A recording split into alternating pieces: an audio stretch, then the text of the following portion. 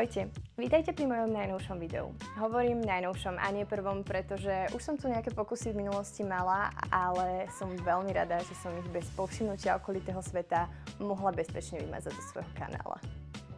Nastalo moje obľúbené obdobie v mesiaci, pretože Textile House mal výpredaje. A aby som sa z tohto môjho nakupovania aspoň trošku vyvinila, rozhodla som sa, že natočím tento haul. Prosím vás, toto nie je flag od jedla. Pritom ako som mala zatvorené okno, aby ma nepočuli susedia a moja social anxiety nevyskočila na level 1 000 000, som sa extrémne zapotila a toto je výsledok. Väčšina vecí pochádza z vintage sekaču na obchodnej, ktorý prednedávnom otvorili. Potom je tam niečo aj z druhého vintageu, ktorý je na Františkárskom námestí a nakoniec som obehla ešte dva obyčajné Textile House second hand, ktorých som ešte našla asi 3 ďalšie veci. Vo vintage sekačoch boli veci po 3 € a v tých obyčajných bola cena 2,50 €. Takže môžeme ísť na to. Ako prvý tu mám takýto kabát, pretože som sa do neho úplne zamilovala. Ja milujem veci, v ktorých plávam a čím sú väčšie, tým sú jednoducho lepšie. Páči sa mi veľmi aj tá farba, aj ten strih. Milujem jesenné obdobie a teším sa, keď ho budem môcť nosiť.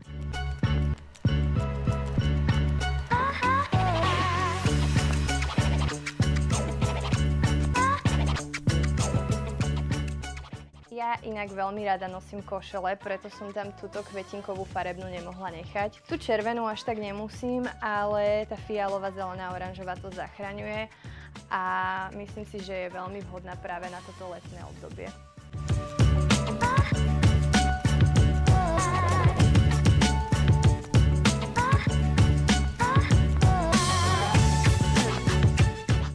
Je tu tiež táto košela, ktorá má taký viac šialený vzor, ale veľmi sa mi páčila tá zeleno-modrá farba v kombinácii s tou fialovou a preto nemohla chýbať v mojej košelovej zbierke.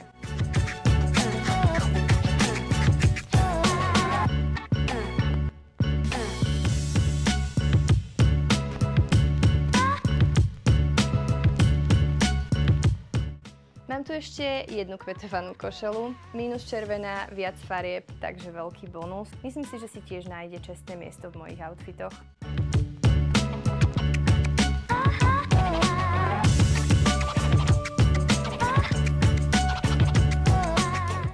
Zamilovala som sa aj do tejto nočnej košele, ktorú plánujem nosiť ako šaty. Striebornú a šedú som si v poslednej dobe veľmi obľúbila, takže som ju tam nemohla len tak nechať.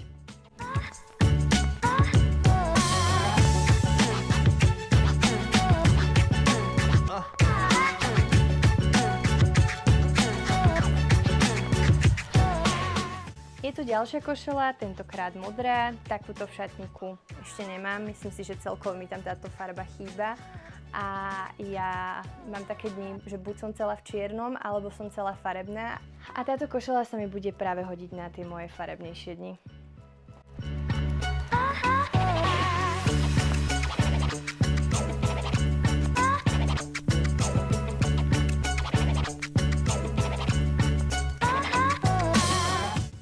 Môjim ďalším favoritom je tento plášť, extra dlhý plášť, ktorý je pri mojich 165 cm, skoro až po zem. Nechcem ho nosiť len k nočným košelám, ale aj na festivály, teda ak sa na nejaké toto leto dostanem, alebo len tak do mesta.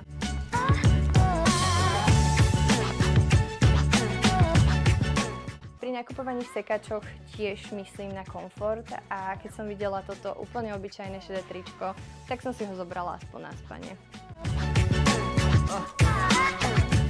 Ďalej je tu táto rúžová mikina. Sice nie som až taký fanúšik toho nápisu, ale páči sa mi tá farebná kombinácia a rúžová je tiež jedna z mojich najobľúbenejších farieb.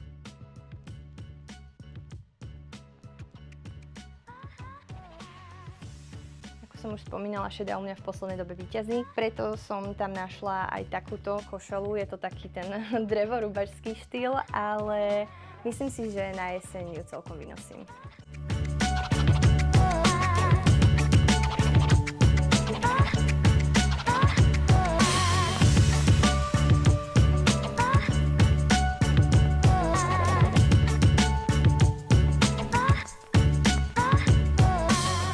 Absolútne som sa zamilovala do týchto modrofarebných šiat, ktoré síce nie sú z úplne najpríjemnejšieho materiálu, ktorý by sa dal cez leto nosiť, ale teda mám rada aj takéto zvláštnejšie kúsky.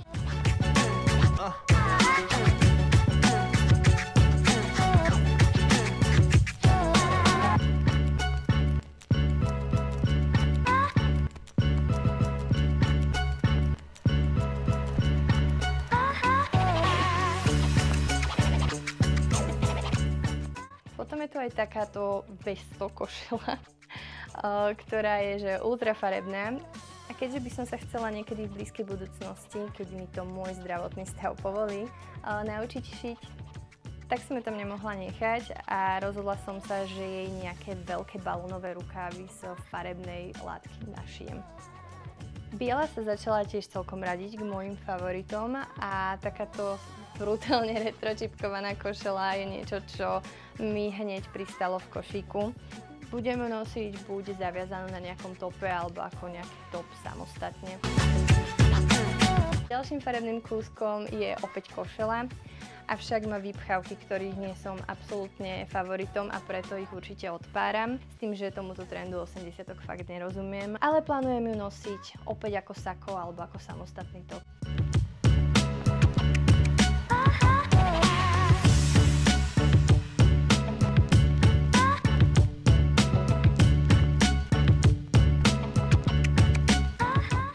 Mám túto pánsku polokošelu. Ja takéto dlhé trička a košele rada skracujem a nosím ich ako crop topy, alebo také o niečo trošku dlhšie topy ako crop topy. V mojom šatníku sa nachádza aj mnoho pánskych vecí, pretože si myslím, že ženy sa nemusia obmedzovať čisto na dámsku sekciu oblečenia. A nakoniec tu mám takéto retro rifle, ktoré majú krásnu farbu a sú mi síce trošku väčšie v páse, ale kým som sa ešte naučila šiť ja, tak mi moja maminka určite veľmi rada do nich šije gumu.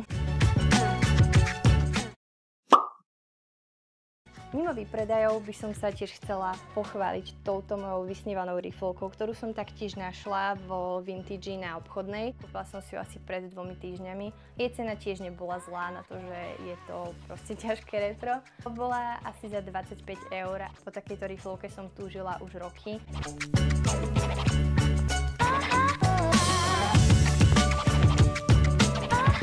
Posledným kúskom je táto riflovka z Vinted značky Guess, po ktorej som taktiež dlho túžila a myslím si, že teraz už budem môcť spokojne spávať. Cena bola okolo 50 €.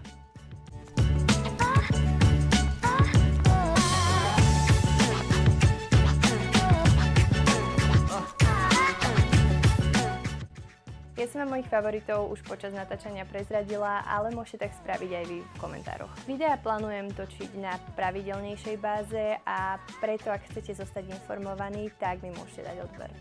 A tým by som sa s vami chcela rozlúčiť a vidíme sa na budúce pri nejakom ďalšom videu.